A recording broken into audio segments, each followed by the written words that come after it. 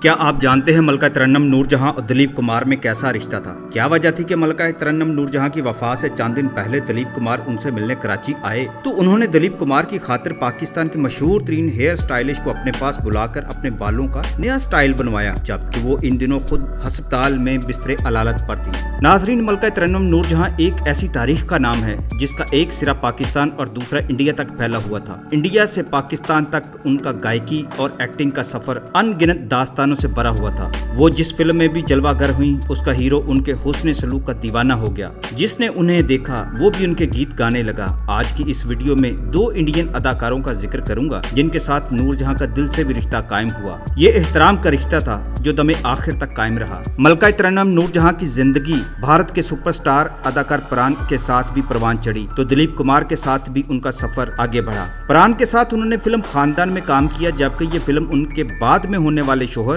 और उस वक्त के डायरेक्टर शौकत हुसैन रिजवी ने 1942 में रिलीज की थी। इस फिल्म की कहानी मशहूर अदीब इम्तियाज अली ताज ने लिखी थी। उस वक्त नूरजहां बेबी नूरजहां थी, उम्र यही कोई 16 बरस की होगी जब वो प्राण के साथ खानदान में एक साथ जलवागर हुई तो बहुत सी कहानियों ने भी जन्म लिया। हालांकि प्राण और नूरजहां के दरमियान किसी किस्म का मुआशका नहीं था, मगर एहतराम का रिश्ता सबसे ज्यादा मजबूत था। इसके बावजूद बातें निकली। अलबत्ता इस फिल्म की रिलीज होते ही शौकत हुसैन रिजवी ने नूरजहां से शादी कर ली थी। फिर नूरजहां 1947 में जुगनू में दिलीप कुमार के साथ स्क्रीन की रौनक बनी तो दिलों के तार भी बज उठे। दिलीप कुमार के साथ उनका इंतहाई मुखलसाना रिश्ता कायम हो गया। मजे की बात यह है कि नूरजहां की जुगनू फिल्म भी सैयद शौकत हुसैन रिजवी ने डायरेक्ट की, जो अब उनके शोहर भी थे। जुगनू फिल्म दिलीप साहब के करियर की आगाज की फिल्मों में से एक थी। नूरजहां की बेटी नाजिया इजाज खान ने एक बार भारतीय वेबसाइट से बात करते हुए बताया था कि सिनेमा के सुनहरी दौर में ताल्लुक रखने वाले दिलीप कुमार और नूरजहां दोनों एक दूसरे के बहुत अच्छे दोस्त थे। इसके अलावा कोई और रिश्ता नहीं था। दिलीप साहब और उनकी वालदा की मुलाकात उस वक्त हुई जब दोनों नौजवान थे और दोनों ही फिल्म जुगनू में काम कर रहे थे।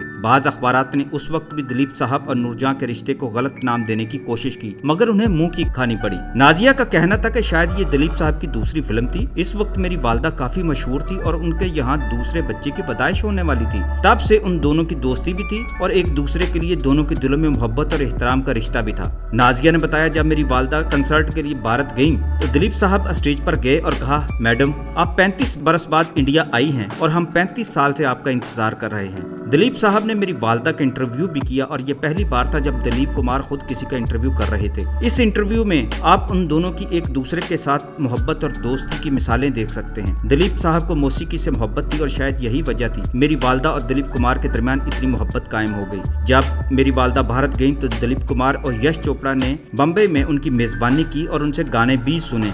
नाजरीन, मेरे उस्ताद मोहतरम अली सुफियान फाकी ने मुझे बताया था कि मलका तरन्नुम दिलीप साहब को अपने भाई की तरह समझती थी और हमेशा उनका नाम एहतराम से लेती थी। यही वजह है जब दिलीप साहब ने जिंदगी में किसी का पहली और आखिरी बार इंटरव्यू किया तो ये मलका तरन्नुम नूरजहां थी। इसके लिए वो कराची आए थे। इस पर मशहूर हेयर स्टाइलिश नबीला ने ट्वीट किया था कि दिलीप कुमार गुलकारा मैडम नूरजहां से उनके इंतकाल से कुछ दिन पहले ही मिले थे। नबीला ने अपनी एक इंस्टाग्राम पोस्ट के जरिए इंकशाफ किया था कि उन्होंने दिलीप कुमार को मलका तरन्नुम नूरजहां के साथ उस वक्त देखा जब वो उनके आखिरी बार नए हेयर कट के लिए उनके लिए अस्पताल गई थी। हेयर स्टाइलिस्ट ने बताया कि उन्हें वो दिन याद है जब आगा खान अस्पताल के वीआईपी कमरे में उन्हें मैडम नूरजहां के नए हेयर कट के लिए अस्पताल बुलवाया गया था। दिलीप कुमार ने जब नूरजहां का पंजाबी में इंटरव्यू लिया तो बहुत सारी बातें हुई। नबीला ने मजीद बताया कि दिलीप कुमार भारत से तशरीफ लाए हुए थे, इसलिए जाहिर है कि मैडम नूरजहां चाहती थी कि वो बेहतर नजर आए। इसमें कोई शक नहीं है। नाजरीन, मलका तरन्नुम नूरजहां को बनाओ, संगार और रख रखाव का बहुत ख्याल था। वफात से पहले भी वो अपने लिबास और मेकअप का ख्याल